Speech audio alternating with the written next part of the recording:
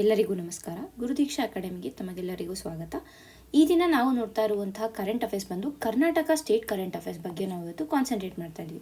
ಅಂದರೆ ವಿವಿಧ ಪೇಪರ್ಗಳಲ್ಲಿ ನ್ಯೂಸ್ ಪೇಪರ್ಗಳಲ್ಲಿ ಬಂದಿರುವಂತಹ ಕರ್ನಾಟಕಕ್ಕೆ ರಿಲೇಟ್ ಆಗಿರುವಂತಹ ಒಂದು ಕರೆಂಟ್ ಅಫೇರ್ಸ್ ಏನಿದೆ ಅದರ ಕುರಿತಾಗಿ ನಾವು ಇವತ್ತು ನೋಡ್ತೀವಿ. ಈಗ ಈ ದಿನದ ಆರ್ಟಿಕಲ್ಗಳನ್ನು ನೋಡೋಣ. ಮೊದಲಿಗೆ ಯಾವ ಯಾವ ಆರ್ಟಿಕಲ್ಗಳನ್ನು ನಾವು ನೋಡ್ತಾ ಇದ್ದೀವಿ ಅಂತ ನೋಡಿ, ತದನಂತರ ನಾವು ಆರ್ಟಿಕಲ್ಗಳ ಬಗ್ಗೆ ಡೀಟೇಲ್ ಆಗಿ ನೋಡೋಣ. ಇವತ್ತು ನಾವು ನೋಡ್ತಾ ಇರುವಂಥ ಟಾಪಿಕ್ ಇಲ್ಲಿದೆ. ಎಂಟೈರ್ ಇವತ್ತು ನಾವು ಬಜೆಟ್ ಬಗ್ಗೆ ನೋಡ್ತೀವಿ. ಅಂದರೆ ಬಜೆಟ್ ಅಂದರೆ ಏನು, ಅದರ ಕಾಂಪೊನೆಂಟ್ಸ್ ಏನು, ಮತ್ತು ಮುಖ್ಯವಾದ ಪ್ರಾವಿಷನ್ಸ್ ಏನಿದೆ ಬಜೆಟಲ್ಲಿ, ಇವುಗಳೆಲ್ಲ ಅದನ್ನು ಫಸ್ಟ್ ನೋಡಿ ತದನಂತರ ಏನು ನೋಡ್ತೀವಿ ಅಂದರೆ ಕರ್ನಾಟಕಕ್ಕೆ ಯಾವ ರೀತಿಯಾಗಿ ಈ ಒಂದು ಬಜೆಟ್ ಸಹಕಾರಿಯಾಗಿದೆ ಅನ್ನೋದರ ಕುರಿತಾಗಿ ನಾವು ನೋಡ್ತೀವಿ. ಸೊ ಈ ಒಂದು ಎಂಟೈರ್ ಡೇದು ಏನು ಆರ್ಟಿಕಲ್ಸ್ ಇದೆ ಕೇವಲ ಬಜೆಟ್ನ ಸುತ್ತು ತಿರುಗುತ್ತೆ ಅನ್ನುವಂಥದ್ದು. ಈಗ ನಾವು ಮೊದಲಿಗೆ ಬಜೆಟ್ ಬಗ್ಗೆ ತಿಳ್ಕೊಳ್ಳೋಣ. ಸೊ ಮೊದಲಿಗೆ ಬಜೆಟ್ ಅಂದರೆ ಏನು ಅನ್ನೋದು ನಮಗೆ ಗೊತ್ತಿರಬೇಕು. ಸೊ ಬಜೆಟ್ನ ನಾವು ಕನ್ನಡದಲ್ಲಿ ಏನಂತೀವಿ, ಆಯವ್ಯಯ ಅಂತ ಕೂಡ ಕರಿತೀವಿ. ಸೊ ಈ ಒಂದು ಬಜೆಟ್ ಏನು ಅಂತಲೇ ಮುಂಬರುವ ವರ್ಷ ಏನಿರುತ್ತೆ, ಅಂದರೆ ಈಗ ಫಿನಾನ್ಷಿಯಲ್ ಇಯರ್ ನೋಡಿದ್ರೆ ನಾವು 2026-2027 ಫಿನಾನ್ಷಿಯಲ್ ಇಯರ್ಗೆ ಯಾವ ಒಂದು ಮಿನಿಸ್ಟ್ರಿಗಳಿಗೆ ಎಷ್ಟೆಷ್ಟು ಹಣವನ್ನು ಕೊಡಬೇಕು ಅಥವಾ ಎಷ್ಟೆಷ್ಟು ಇದನ್ನು ಕೊಡಬೇಕು, ಮತ್ತು ಸರ್ಕಾರದ ಒಂದು ಆದಾಯ ಎಷ್ಟಿದೆ, ಅದರ ನಿರೀಕ್ಷೆ ಮತ್ತು ಸರ್ಕಾರದ ವೆಚ್ಚಗಳ ಏನಿರುತ್ತೆ ಅವುಗಳ ಒಂದು ಕುರಿತಾಗಿ ತಯಾರಿಸಿರುವ ಒಂದು ಅಂದಾಜು ಪಟ್ಟಿ ಅಂತ ಹೇಳ್ಬೋದು. It is a budgeted estimate ಅಷ್ಟೇನೆ. ಇದನ್ನು ಏನಂತ ಕರಿತೀವಿ, ಬಜೆಟೆಡ್ ಎಸ್ಟಿಮೇಟ್ ಅಂತ ಕರಿತೀವಿ. ಏನೇನು ಇನ್ಕ್ಲೂಡ್ ಆಗುತ್ತೆ ಇದರಲ್ಲಿ ಅಂತಲೇ, ಒಂದು ಸರ್ಕಾರದ ಆಯವ್ಯಯ, ಇನ್ಕಮ್ ಮತ್ತು ಎಕ್ಸ್ಪೆಂಡಿಚರ್ ಏನಿರುತ್ತೆ ಅದು. ಅಂದರೆ ಒಂದು ಕಡೆ ಆದಾಯ ಯಾವ ರೀತಿಯಾಗಿ ಎಷ್ಟು ಆದಾಯನ ನಿರೀಕ್ಷೆ ಮಾಡ್ಬೋದು ಮತ್ತು ಎಷ್ಟು ವೆಚ್ಚಗಳಾಗ್ಬೋದು ಅನ್ನೋದರ ಒಂದು ಅಂದಾಜು ಪಟ್ಟಿಯನ್ನು ನಾವು ಏನಂತೀವಿ, ಬಜೆಟ್ ಅಥವಾ ಆಯವ್ಯಯ ಪತ್ರ ಅಥವಾ ಮುಂಗಡ ಪತ್ರ ಅಂತ ಕೂಡ ನಾವು ಇದನ್ನು ಕರಿತೀವಿ.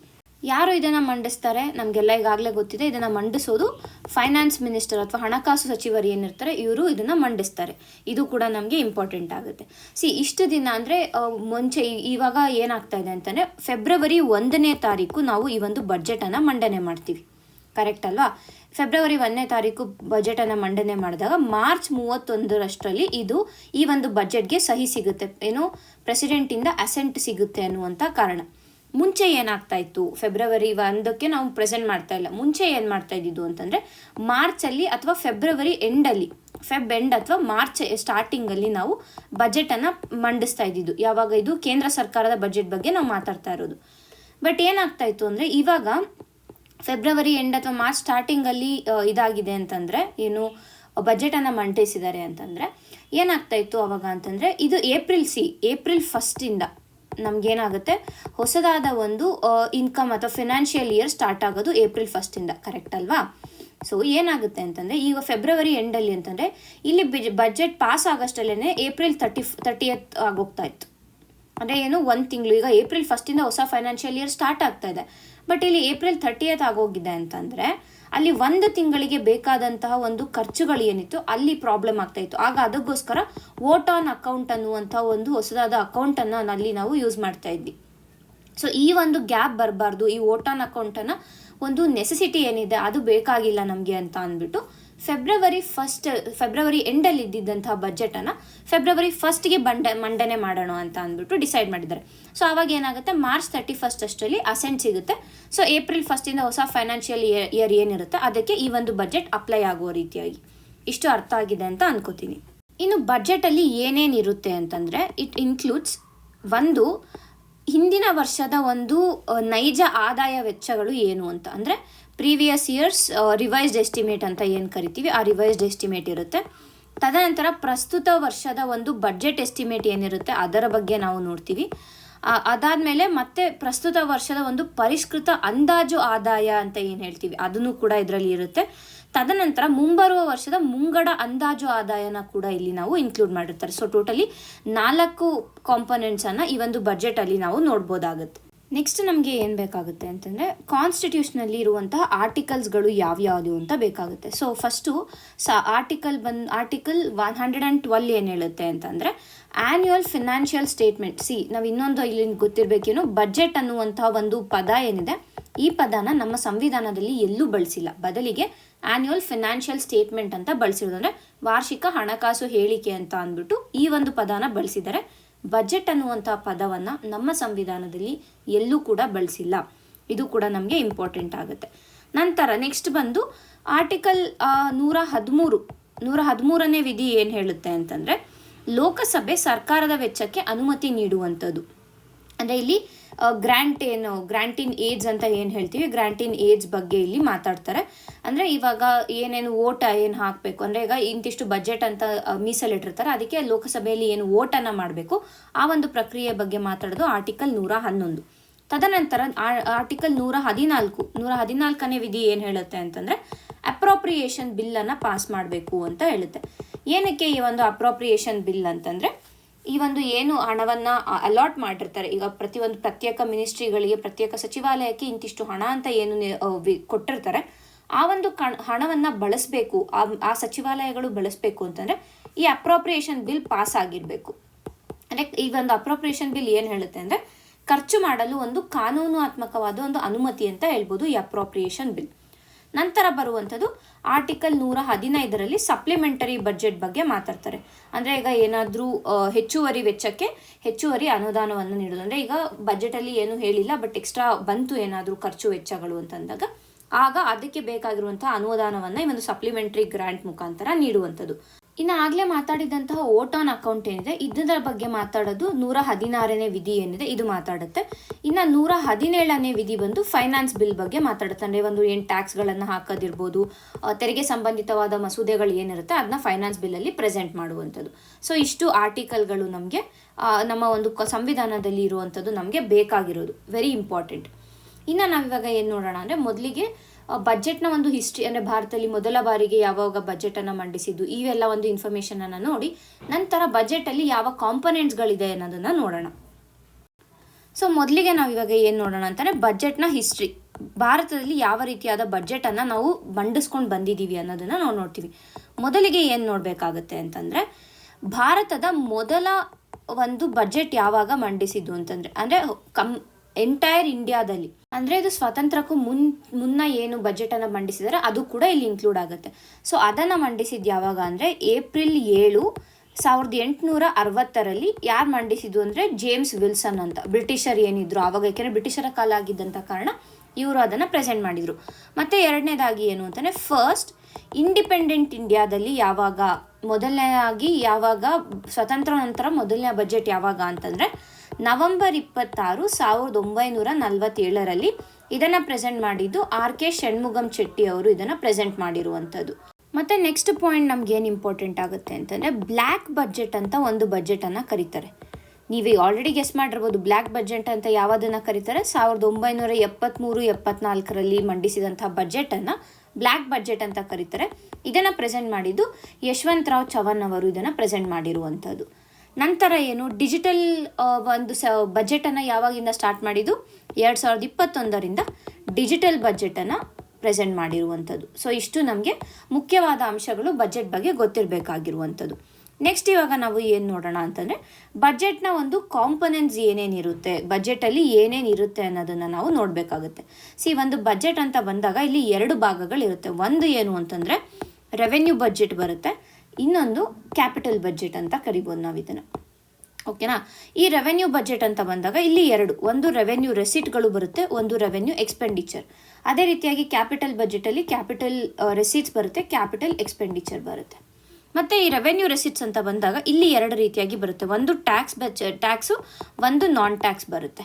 ಓಕೆನಾ. ಟ್ಯಾಕ್ಸ್ ಅಂತ ಬಂದಾಗ ಮತ್ತೆ ಇಲ್ಲಿ ಡೈರೆಕ್ಟ್ ಟ್ಯಾಕ್ಸು ಮತ್ತು ಇಂಡೈರೆಕ್ಟ್ ಟ್ಯಾಕ್ಸ್ 2 ಟ್ಯಾಕ್ಸ್ಗಳು ಇಲ್ಲಿ ಬರುತ್ತೆ. ಓಕೆ ಅಲ್ವಾ, ಇದಿಷ್ಟು ಅರ್ಥ ಆಗಿದೆ ಅಂತ ಅನ್ಕೋತೀನಿ. So direct tax, indirect tax ಈ ಒಂದು ಇದೇನಿದೆ ತುಂಬಾ ಇಂಪಾರ್ಟೆಂಟ್ ಆಗುತ್ತೆ. ಹಲವಾರು ಬಾರಿ ಇದರಲ್ಲಿ ಕ್ವೆಶನ್ಸನ್ನು ಕೇಳಿದ್ದಾರೆ. ಅಂದರೆ ಈಗ ರೆವೆನ್ಯೂ ಎಕ್ಸ್ಪೆಂಡಿಚರ್ನ ಕಾಂಪೊನೆಂಟ್ಸ್ ಯಾವ್ದು ಈ ರೀತಿಯಾಗಿ ಕೇಳಿರುವ ಕಾರಣ ನಿಮಗೆ ಇದು ಬಹಳನೇ ಇಂಪಾರ್ಟೆಂಟ್ ಆಗುತ್ತೆ. ಪ್ಲೀಸ್ ಇದನ್ನ ಕಾನ್ಸಂಟ್ರೇಟ್ ಮಾಡಿ ಅರ್ಥ ಮಾಡ್ಕೊಳ್ಳಿ. ಸೊ ಇಲ್ಲಿ ಹೇಳಿದೆ ರೆವೆನ್ಯೂ ಬಜೆಟ್, ಕ್ಯಾಪಿಟಲ್ ಬಜೆಟ್ ಆಯಿತು, ರೆವೆನ್ಯೂ ರೆಸಿಟ್, ರೆವೆನ್ಯೂ ಎಕ್ಸ್ಪೆಂಡಿಚರ್ ಬರುತ್ತೆ ರೆವೆನ್ಯೂ ಬಜೆಟಲ್ಲಿ. ಮತ್ತು ಇಲ್ಲಿ ಕ್ಯಾಪಿಟಲ್ ಬಜೆಟ್ ಅಂತ ಬಂದಾಗ ಕ್ಯಾಪಿಟಲ್ ರೆಸಿಟ್ಸ್, ಕ್ಯಾಪಿಟಲ್ ಎಕ್ಸ್ಪೆಂಡಿಚರ್ ಬರುತ್ತೆ. ಮತ್ತು ರೆವೆನ್ಯೂ ರೆಸಿಟ್ಸಲ್ಲಿ ಟ್ಯಾಕ್ಸ್ ಮತ್ತು ನಾನ್ ಟ್ಯಾಕ್ಸ್ ಬರುತ್ತೆ. ಮತ್ತು ಟ್ಯಾಕ್ಸಲ್ಲಿ direct tax, indirect tax. Direct tax ಅಂದರೆ ಏನೇನು ಬರುತ್ತೆ, ಇನ್ಕಮ್ ಟ್ಯಾಕ್ಸ್ ಇರ್ಬೋದು, ಕಾರ್ಪೊರೇಟ್ ಟ್ಯಾಕ್ಸ್ ಇರ್ಬೋದು, ಇಲ್ಲ STTಗಳು ಏನಿದ್ದಾವೆ ಇವುಗಳು ಬರುತ್ತೆ ಡೈರೆಕ್ಟ್ ಟ್ಯಾಕ್ಸಲ್ಲಿ. ಅದೇ ಇಂಡೈರೆಕ್ಟ್ ಟ್ಯಾಕ್ಸ್ಗೆ ಹೋದಾಗ GST ಇರ್ಬೋದು, ಎಕ್ಸೈಸ್ ಡ್ಯೂಟೀಸ್ ಇರ್ಬೋದು, ಇಲ್ಲ ಕಸ್ಟಮ್ಸ್ ಇರ್ಬೋದು, ಇದೆಲ್ಲ ಇಂಡೈರೆಕ್ಟ್ ಟ್ಯಾಕ್ಸಸ್ಗೆ ಬರುತ್ತೆ.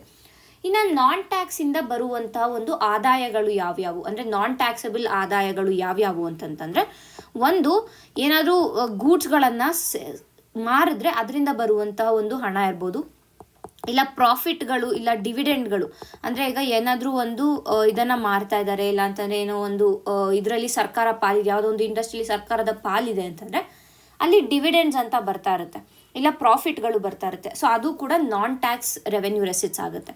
ತದನಂತರ ಇಂಟ್ರೆಸ್ಟ್ ರಿಸೀವ್ಡ್, ಅಂದರೆ ಈಗ ಏನಾಗುತ್ತೆ ಅಂದರೆ ಹಲವಾರು ಬಾರಿ ಕೇಂದ್ರ ಸರ್ಕಾರ ಏನು ಮಾಡುತ್ತೆ, ರಾಜ್ಯ ಸರ್ಕಾರಗಳಿಗೆ ಏನಂತೀವಿ ಸಾಲವನ್ನು ಕೊಟ್ಟಿರುತ್ತೆ, ಕರೆಕ್ಟ್ ಅಲ್ಲ? ಸೊ ಆ ಸಾಲಕ್ಕೆ ಇಂತಿಷ್ಟು ಇಂಟ್ರೆಸ್ಟ್ ಅಂತ ಅಂದ್ಬಿಟ್ಟು ಬಡ್ಡಿ ದರವನ್ನು ರಾಜ್ಯಗಳು ಕೂಡ ಕೇಂದ್ರ ಸರ್ಕಾರಕ್ಕೆ ಪೇ ಮಾಡ್ತಾ ಇರ್ತವೆ. ಸೊ ಆ ಒಂದು ಇಂಟ್ರೆಸ್ಟ್ಗಳು ಏನಿರುತ್ತೆ ಅದು ಕೂಡ ನಾನ್ ಟ್ಯಾಕ್ಸ್ ಕಾಂಪೊನೆಂಟಲ್ಲಿ ಬರುತ್ತೆ. ಯಾಕೆಂದರೆ ಅದು ಒಂದು ಕಡೆ ಆದಾಯ ಆಗಿದೆ, ಬಟ್ ಅದು ಟ್ಯಾಕ್ಸಿಂದ ಬರುವಂತಹ ಆದಾಯ ಅಲ್ಲ. ಸೊ ಹಾಗಾಗಿ ನಾನ್ ಟ್ಯಾಕ್ಸ್ ರೆವೆನ್ಯೂ ರೆಸಿಟ್ಸ್ ಬಂದು ಇಂಟ್ರೆಸ್ಟ್ ರಿಸೀವ್ಡ್ ಕೂಡ ಆಗುತ್ತೆ. ತದನಂತರ ಏನಾದ್ರು ಫೀಗಳನ್ನು ತೊಗೊಂಡ್ರೆ, ಈಗ ಫಾರ್ ಎಕ್ಸಾಂಪಲ್ UPSC ಎಕ್ಸಾಮ್ಗಳಿಗೆ ನಾವು ಫೀಯನ್ನು ಕಟ್ತೀವಿ, ಇಲ್ಲ ಬೇರೆ ಕೇಂದ್ರ ಎಕ್ಸಾಮ್ಗಳಿಗೆ ಯಾವುದಾದ್ರು ಫೀಗಳನ್ನು ಕಟ್ಟಿದ್ರೆ ಆ ಒಂದು ಫೀಗಳು ಕೂಡ ಇದರಲ್ಲೇ ಸೇರಿಕೊಳ್ಳುತ್ತೆ. ತದನಂತರ ಗ್ರ್ಯಾಂಟ್ಗಳು, ಅಂದರೆ ಈಗ ಕೇಂದ್ರ ಸರ್ಕಾರಕ್ಕೆ ಬೇರೆ ಒಂದು ದೇಶಗಳಿಂದ ಗ್ರ್ಯಾಂಟ್ ಸಿಗೋದಿರ್ಬೋದು, ಇಲ್ಲ ಬೇರೆ ಒಂದು ಇಂಟರ್ನ್ಯಾಷನಲ್ ಆರ್ಗನೈಸೇಷನ್ಸ್ ಏನಿರ್ತವೆ ಅವುಗಳಿಂದ ಗ್ರ್ಯಾಂಟ್ಸ್ ಏನಾದರೂ ಸಿಕ್ಕಿದ್ರೆ, ಅಂದರೆ ಗ್ರ್ಯಾಂಟ್ಸ್ ಅಂದರೆ ಏನಾಗುತ್ತೆ, ಅವನ್ನ ಮರಳಿ ವಾಪಸ್ ಕೊಡೋಷ್ಟಿರಲ್ಲ ಸರ್ಕಾರ, ಕೇಂದ್ರ ಸರ್ಕಾರನ ವಾಪಸ್ ಕೊಡೋಷ್ಟೆಲ್ಲ ಬರೀ ಅದಕ್ಕೆ ಆದಾಯ ಆಗಿರುತ್ತೆ. ಸೊ ಅಂಥ ಒಂದು ಗ್ರ್ಯಾಂಟ್ಸ್ಗಳಿರ್ಬೋದು. ಇಲ್ಲ ಅಂತಂದರೆ ಈ ಒಂದು ಗೆಜೆಟ್ಗಳು ಏನಿರುತ್ತೆ, ಈಗ ಕೇಂದ್ರ ಸರ್ಕಾರ ರಿಲೀಸ್ ಮಾಡುವಂಥ ಗೆಜೆಟ್ಗಳನ್ನು ಮಾರಿದ್ರೆ ಅದರಿಂದ ಬರುವಂಥ ಆದಾಯ ಕೂಡ ನಾನ್ ಟ್ಯಾಕ್ಸ್ ರೆವೆನ್ಯೂ ರೆಸಿಟ್ಸ್ ಆಗುತ್ತೆ. ಇದೆಲ್ಲದರ ಜೊತೆಗೆ ಈ ಏನು ಕಾಯಿನ್ಗಳನ್ನು ಪ್ರಿಂಟ್ ಮಾಡೋದಿರ್ಬೋದು, ಕಾಯಿನನ್ನು ಮಿಂಟ್ ಮಾಡೋದೇನಿರುತ್ತೆ ಅದರಲ್ಲಿ, ಇಲ್ಲ ಕರೆನ್ಸಿ ನೋಟನ್ನು ಪ್ರಿಂಟ್ ಮಾಡೋದಕ್ಕೆ ಇದರಿಂದ ಬರುವಂಥ ರೆವೆನ್ಯೂಗಳು ಏನಿರುತ್ತೆ ಕರೆನ್ಸಿ ಮಿಂಟೇಜಿಂದ, ಅದನ್ನು ಕೂಡ ಈ ಒಂದು revenue receipt, non tax revenue receipt ಅಂಡರಲ್ಲಿ ಬರುತ್ತೆ ಅನ್ನುವಂಥದ್ದು. ಇನ್ನು ರೆವೆನ್ಯೂ ಎಕ್ಸ್ಪೆಂಡಿಚರ್ ಯಾವುದು ಅಂತಂದರೆ ಡೇ ಟು ಡೇ ಎಕ್ಸ್ಪೆನ್ಸಸ್, ಅಂದರೆ ಈಗ ಪ್ರತಿದಿನ ಆಗುವಂಥ ವೆಚ್ಚಗಳನ್ನು ಇಲ್ಲಿ ಇನ್ಕ್ಲೂಡ್ ಮಾಡ್ತೀವಿ ರೆವೆನ್ಯೂ ಎಕ್ಸ್ಪೆನ್ಸಸ್ಸಲ್ಲಿ. ಓಕೆನಾ? ಮೊದಲಿಗೆ ಏನು ಅಂತಂದರೆ ಗ್ರ್ಯಾಂಟ್ಸ್ ಗಿವನ್. ಈಗ ಫಾರ್ ಎಕ್ಸಾಂಪಲ್ ಕೇರಳದಲ್ಲಿ ಡಿಸಾಸ್ಟರ್ ಏನೋ ಒಂದು ಆಗಿತ್ತು, ಅಂದರೆ ಈಗ ಏನು ಲ್ಯಾಂಡ್ಸ್ಲೈಡ್ ಆಗಿತ್ತು, ಭೂಕುಸಿತ ಏನಾಗಿತ್ತು, ಆ ಟೈಮಲ್ಲಿ ಕೇಂದ್ರ ಸರ್ಕಾರ ಇಂತಿಷ್ಟು ಅಂತ ಅಂದ್ಬಿಟ್ಟು ಹಣವನ್ನು ನೀಡಿತ್ತಲ್ವ. ಸೊ ಅಂತಹ ಹಣವನ್ನು ಗ್ರ್ಯಾಂಟ್ಸ್ ಅಂತ ಕರಿತೀವಿ ನಾವು. ಅಂದರೆ ಕೇಂದ್ರ ಸರ್ಕಾರಕ್ಕೆ ವಾಪಸ್ ಕೊಡೋಷ್ಟಿರಲ್ಲ, ಬಟ್ ಸ್ಟಿಲ್ ಏನಾಗುತ್ತೆ, ಕೇಂದ್ರ ಸರ್ಕಾರ ಕೊಟ್ಟಿರುತ್ತೆ. ಸೊ ಅಂತಹ ಒಂದು ಹಣವನ್ನು ಗ್ರ್ಯಾಂಟ್ಸ್ ಗಿವನ್ ಅಂತ ಹೇಳ್ತೀವಿ. ಸೊ ಅದನ್ನು ಈ ಒಂದು ಡೇ ಟು ಡೇ ಎಕ್ಸ್ಪೆನ್ಸಸ್ಸಲ್ಲಿ ಆ್ಯಡ್ ಮಾಡ್ಕೋತೀವಿ, ಅಂದರೆ ರೆವೆನ್ಯೂ ಎಕ್ಸ್ಪೆಂಡಿಚರ್ಗೆ ಬರುತ್ತೆ. ತದನಂತರ ಕೇಂದ್ರ ಸರ್ಕಾರದ ಎಂಪ್ಲಾಯಿಗಳು ಏನಿರ್ತಾರೆ ಅವರ ಒಂದು ಸ್ಯಾಲರಿಗಳಿಗಿರ್ಬೋದು, ಸಂಬಳಕ್ಕಿರ್ಬೋದು, ಇಲ್ಲ ಅಂತಂದರೆ ಅವರ ಪೆನ್ಷನ್ಗಳನ್ನು ಕಟ್ಟೋದಕ್ಕೆ ಇರ್ಬೋದು, ಅವುಗಳಿಗೆ ಬಳಸಲಾಗುವಂಥ ಹಣಗಳು ಕೂಡ ರೆವೆನ್ಯೂ ಎಕ್ಸ್ಪೆಂಡಿಚರ್ ಆಗುತ್ತೆ. ತದನಂತರ ಡಿಫೆನ್ಸ್ ಸೆಕ್ಟರ್ ಅಂತ ಬಂದಾಗ ಎಕ್ವಿಪ್ಮೆಂಟ್ಸ್ ಏನಿರುತ್ತೆ, ಆ ಡಿಫೆನ್ಸ್ ಉಪಕರಣಗಳು ಏನಿರ್ತವೆ ಅವುಗಳಿಗೆ ಖರ್ಚು ಮಾಡುವಂಥ ವೆಚ್ಚ ಕೂಡ ಇದರಲ್ಲಿ ಇನ್ಕ್ಲೂಡ್ ಆಗುತ್ತೆ. ತದನಂತರ ಬಂದು ಸಬ್ಸಿಡಿಗಳನ್ನು ಕೊಡ್ತೀವಲ್ವಾ, ನಿಮಗೆಲ್ಲ ಗೊತ್ತೇ ಇದೆ ಸಬ್ಸಿಡಿಗಳು ಕೊಡೋದು. ಸೊ ಆ ಸಬ್ಸಿಡಿಗಳು ಕೂಡ ಇಲ್ಲೇ ಇನ್ಕ್ಲೂಡ್ ಆಗುತ್ತೆ. ತದನಂತರ ಏನು ಅಂತಂದರೆ, ಈಗ ಕೇಂದ್ರ ಸರ್ಕಾರ ಬೇರೆ ಬೇರೆ ಇಂಟರ್ನ್ಯಾಷನಲ್ ಆರ್ಗನೈಸೇಷನ್ಸಿಂದ ಏನು ಮಾಡಿರುತ್ತೆ, ಸಾಲವನ್ನು ತೊಗೊಂಡಿರುತ್ತೆ, ಇಲ್ಲ ಮಾರ್ಕೆಟಿಂದ ಸಾಲವನ್ನು ತೊಗೊಂಡಿರುತ್ತೆ, ಅದಕ್ಕೆ ಬಡ್ಡಿಯನ್ನು ಕಟ್ಟಬೇಕಲ್ವಾ. ಸೊ ಆ ಒಂದು ಇಂಟ್ರೆಸ್ಟ್ಗಳು ಏನು ಪೇ ಮಾಡಬೇಕು ಅದು ಕೂಡ ಇಲ್ಲಿ ಇಂಟ್ರೆಸ್ಟ್ ಬರುತ್ತೆ ಅಲ್ವಾ. ಕೇಂದ್ರ ಸರ್ಕಾರಕ್ಕೆ ಇಂಟ್ರೆಸ್ಟ್ ಯಾರಾದರೂ ಪೇ ಮಾಡಿದ್ರೆ ಅದು ರೆವೆನ್ಯೂ ರೆಸಿಟ್ ಆಗುತ್ತೆ, ಏಕೆಂದರೆ ಅದು ಕೇಂದ್ರ ಸರ್ಕಾರದ ಆದಾಯ. ಅದೇ ಕೇಂದ್ರ ಸರ್ಕಾರ ಮತ್ತೊಬ್ಬರಿಗೆ ಬಡ್ಡಿಯನ್ನು ಕೊಡಬೇಕು ಅಂದರೆ ಅದು ಬಂದು ಎಕ್ಸ್ಪೆಂಡಿಚರ್ ಆಗುತ್ತೆ. ಸೊ ಹಾಗಾಗಿ ಅದು ರೆವೆನ್ಯೂ ಎಕ್ಸ್ಪೆಂಡಿಚರಲ್ಲಿ ಬರುತ್ತೆ. ತದನಂತರ ಪೋಸ್ಟಲ್ ಡೆಫಿಸಿಟ್ಸ್, ಅಂದರೆ ಈಗ ಪೋಸ್ಟ್ ಇದರಿಂದ ಏನಾದರೂ ಬರುತ್ತೆ ಅಲ್ವಾ, ಅದರಿಂದ ಅಂದರೆ ಪೋಸ್ಟ್ ಕಾರ್ಡ್ಗಳಿಂದ ಇರ್ಬೋದು, ಇಲ್ಲ ಪೋಸ್ಟಲ್ ಸರ್ವಿಸಸ್ಸಿಂದ ಏನೇ ಒಂದು ವೆಚ್ಚಗಳು ಏನಾಗುತ್ತೆ ಅದು ಕೂಡ ಇಲ್ಲೇ ಬರುತ್ತೆ. ತದನಂತರ ಈಗ ಕೆಲವಷ್ಟು ಯೂನಿಯನ್ ಟೆರಿಟರಿಗಳು ವಿತೌಟ್ ಲೆಜಿಸ್ಲೇಚರ್ ಇದೆ. ಯಾವ್ದು ಈಗ ಫಾರ್ ಎಕ್ಸಾಂಪಲ್ ಪುದುಚೇರಿಯನ್ನು ತಗೋಬೋದು, ಚಂಡೀಗಢನ್ನು ತಗೋಬೋದು. ಸೊ ಇಂತಹ ಒಂದು ಯೂನಿಯನ್ ಟೆರಿಟರೀಸ್ಗಳಿಗೆ ಆಗುವಂತಹ ವೆಚ್ಚಗಳೇನಿರುತ್ತೆ ಅದು ಕೂಡ ರೆವೆನ್ಯೂ ಎಕ್ಸ್ಪೆಂಡಿಚರಲ್ಲೇ ಬರುತ್ತೆ, ಅದು ನಮಗೆ ಇಂಪಾರ್ಟೆಂಟ್ ಆಗುತ್ತೆ. ಕೊನೆಯದಾಗಿ ಬರುವಂಥದ್ದು ಎಕನಾಮಿಕ್ ಸರ್ವಿಸಸ್ ಅಂತ ಕರಿತೀವಿ. ಏನು ಈ ಎಕನಾಮಿಕ್ ಸರ್ವಿಸಸ್ ಅಂತಂದರೆ ಇವು ನಾನ್ ಕ್ಯಾಪಿಟಲ್ ಎಕ್ಸ್ಪೆಂಡಿಚರ್ ಆಗಿರುತ್ತೆ. ಅಂದರೆ ನಾನ್ ಕ್ಯಾಪಿಟಲ್ ಎಕ್ಸ್ಪೆಂಡಿಚರ್ ಫಾರ್ ಅಗ್ರಿಕಲ್ಚರ್ ಇರ್ಬೋದು, ಇಲ್ಲ ಅಂತಂದರೆ ಇಂಡಸ್ಟ್ರಿಗಳಿಗೆ ನಾನ್ ಕ್ಯಾಪಿಟಲ್ ಎಕ್ಸ್ಪೆಂಡಿಚರ್ ಅಂದರೆ ಅಲ್ಲಿ ಏನಾಗುತ್ತೆ, ನಮಗೆ ಇದಿರುತ್ತೆ, ಏನೋ ಒಂದು ಆಸೆಟ್ ಕ್ರಿಯೇಟ್ ಆಗಿರುತ್ತೆ, ಅಂಥವದನ್ನು ನಾವು ಕ್ಯಾಪಿಟಲ್ ಎಕ್ಸ್ಪೆಂಡಿಚರ್ ಅಂತ ಕರಿತೀವಿ. ಇವಾಗ ಫಾರ್ ಎಕ್ಸಾಂಪಲ್ ಅಗ್ರಿಕಲ್ಚರ್ಗೆ ಮತ್ತು ಇಂಡಸ್ಟ್ರಿಗೆ ಏನೋ ಒಂದಕ್ಕೆ ಕೇಂದ್ರ ಸರ್ಕಾರ ಖರ್ಚು ಮಾಡಿದೆ, ಬಟ್ ಅಲ್ಲಿ ಏನೂ ಕ್ರಿಯೇಟ್ ಆಗಿಲ್ಲ, ಬರೀ ಅದಕ್ಕೆ ಎಕ್ಸ್ಪೆನ್ಸ್ ಆಗಿದೆ ಅಷ್ಟೇ. ಫಾರ್ ಎಕ್ಸಾಂಪಲ್ ಈಗ ಸಬ್ಸಿಡೀಸನ್ನೇ ತೊಗೊಳ್ಳೋಣ, ಅದು ಅದು ಎಕ್ಸ್ಪೆಂಡಿಚರ್ ಆಗಿದೆ, ಅಂದರೆ ಅದು ವೆಚ್ಚ ಆಗಿದೆ, ಖರ್ಚಾಗಿದೆ, ಆದರೆ ಅಲ್ಲಿ ಯಾವುದೇ ರೀತಿಯಾದ ಒಂದು ಅಸೆಟ್ ಕ್ರಿಯೇಟ್ ಆಗಿಲ್ಲ. ಓಕೆನಾ? ಅಂತಹ ಒಂದು ಸರ್ವಿಸಸನ್ನು ಕೂಡ ನಾವು ರೆವೆನ್ಯೂ ಎಕ್ಸ್ಪೆಂಡಿಚರಲ್ಲಿ ಇನ್ಕ್ಲೂಡ್ ಮಾಡ್ತೀವಿ. ಸೊ ಇದಿಷ್ಟು ರೆವೆನ್ಯೂ ಬಜೆಟ್ನ ಪಾರ್ಟ್ ಆಯಿತು. ನೆಕ್ಸ್ಟ್ ಇವಾಗ ನಮಗೆ ಕ್ಯಾಪಿಟಲ್ ರೆಸಿಟ್ಸ್ಗೆ ಹೋಗೋಣ. ಕ್ಯಾಪಿಟಲ್ ರೆಸಿಟ್ಸಲ್ಲಿ ಮತ್ತೆ ಎರಡು ರೀತಿಯಾಗಿ ಬರುತ್ತೆ. ಒಂದು ಡೆಟ್ಟು, ಡೆಟ್ ಕ್ಯಾಪಿಟಲ್ ರಿಸೀಟ್ಸು, ಇನ್ನೊಂದು ನಾನ್ ಡೆಟ್ ಕ್ಯಾಪಿಟಲ್ ರಿಸೀಟ್ಸ್ ಅಂತ ಬರುತ್ತೆ. ಓಕೆನಾ. ಸೊ ಇದು ಒಂದು ಡೆಟ್ ಕ್ಯಾಪಿಟಲ್ ರಿಸೀಟ್ಸು, ಒಂದು non debt capital receipts. Debt capital receipts ಅಂದರೆ, ಡೆಟ್ ಅಂದರೆ ಏನು? ಸಾಲ.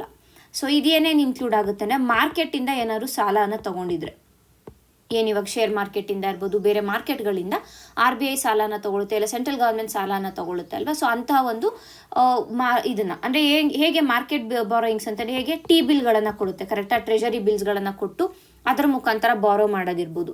ಸೊ ಒಂದು ಇದು ಇಂಟರ್ನಲ್ ಆಯಿತು. ಇನ್ನೊಂದು ಎಕ್ಸ್ಟರ್ನಲ್ ಬರುತ್ತೆ. ಎಕ್ಸ್ಟರ್ನಲ್ ಅಂತ ಬಂದಾಗ ಏನಾಯಿತು, ಬೇರೆ ಕಡೆ ಅಂದರೆ ಈಗ ಮಲ್ಟಿಲ್ಯಾಟ್ರಲ್ ಬ್ಯಾಂಕ್ಗಳಿಂದ ಇರ್ಬೋದು, ಇಲ್ಲ ಅಂತಾರೆ ಬೈಲ್ಯಾಟ್ರಲ್ ಆರ್ಗನೈಸೇಷನ್ಸಿಂದ ಇರ್ಬೋದು. ಈಗ for example Bharat Asian development ಬ್ಯಾಂಕಿಂದ ಇರ್ಬೋದು, ನ್ಯೂ ಡೆವಲಪ್ಮೆಂಟ್ ಬ್ಯಾಂಕಿಂದ ಇರ್ಬೋದು, ಅಲ್ಲಿಂದ ಸಾಲವನ್ನು ತೊಗೊಂಡ್ರೆ ಅಂಥದ್ದೆಲ್ಲ ಎಕ್ಸ್ಟರ್ನಲ್ ಬಾರೋಯಿಂಗ್ಸ್ ಆಗುತ್ತೆ. ಓಕೆನಾ. ಇನ್ನೊಂದು ಲಾಸ್ಟ್ ಒಂದು ಬಂದು ಅದರ್ ಲಯಬಿಲಿಟೀಸ್ ಅಂತ ನಾವು ಕರಿತೀವಿ. ಫಾರ್ ಎಕ್ಸಾಂಪಲ್ ಅದರ್ ಲಯಬಿಲಿಟೀಸ್ ಅಂದರೆ ಇಲ್ಲಿ ಸ್ಮಾಲ್ ಸೇವಿಂಗ್ಸ್ ಫಂಡ್ಗಳಿಗೆ ಸ್ಮಾಲ್ ಸೇವಿಂಗ್ಸ್ ಫಂಡ್ಗಳಿಂದ ಬರುವಂಥದ್ದಿರ್ಬೋದು, ಇಲ್ಲ ಅಂತಂದರೆ ಪ್ರಾವಿಡೆಂಟ್ ಫಂಡ್ಗಳಿಂದ ಬರೋದಿರ್ಬೋದು, ಇಲ್ಲಾಂದರೆ ಬೇರೆ ಯಾವುದಾದ್ರೂ ಈ ರಿಸರ್ವ್ ಫಂಡ್ಸ್ಗಳಂತ ಏನಿಕ್ಕಿರ್ತೀವಿ ಆ ಒಂದು ರಿಸರ್ವ್ ಫಂಡ್ಸ್ಗಳಿಂದ ಬರೋದಿರ್ಬೋದು. ಸೊ ಇಂಥದ್ದೆಲ್ಲನೂ ಅದರ್ ಲಯಬಿಲಿಟೀಸ್ ಆಗುತ್ತೆ. ಇದಿಷ್ಟು ಡೆಟ್ ಕ್ಯಾಪಿಟಲ್ ರಿಸೀಟ್ಸ್ ಆಯಿತು. ಇನ್ನು ನೆಕ್ಸ್ಟ್ ನಾನ್ ಡೆಟ್ ಕ್ಯಾಪಿಟಲ್ ರಿಸೀಟ್ಸ್ ಬಗ್ಗೆ ನಾವು ನೋಡಬೇಕು. ನಾನ್ ಡೆಟ್ ಕ್ಯಾಪಿಟಲ್ ರಿಸೀಟ್ಸ್ ಅಂತಂದರೆ ಇಲ್ಲಿ ಲೋನ್ಸ್ ರಿಕವರ್ಡ್ ಏನಾಗುತ್ತೆ ಇಲ್ಲಿ ಅಂತಂದರೆ, ಲೋನ್ಸ್ ವಾಪಸ್ ತೊಗೊಳ್ಳುತ್ತಾರೆ. ಈಗ ಫಾರ್ ಎಕ್ಸಾಂಪಲ್ ಕರ್ನಾಟಕ ಕೇಂದ್ರ ಸರ್ಕಾರದಿಂದ ಏನಾದರೂ ಸಾಲವನ್ನು ತೊಗೊಂಡಿದ್ದು ಅದನ್ನು ತೀರಿಸಿದ್ರೆ ಅದು ಕ್ಯಾಪಿಟಲ್ ರಿಸೀಟ್ ಆಗುತ್ತೆ. ಅದು ಏನು ನಾನ್ ಡೆಟ್ ಕ್ಯಾಪಿಟಲ್ ರಿಸೀಟ್ಗೆ ಇನ್ಕ್ಲೂಡ್ ಆಗುತ್ತೆ.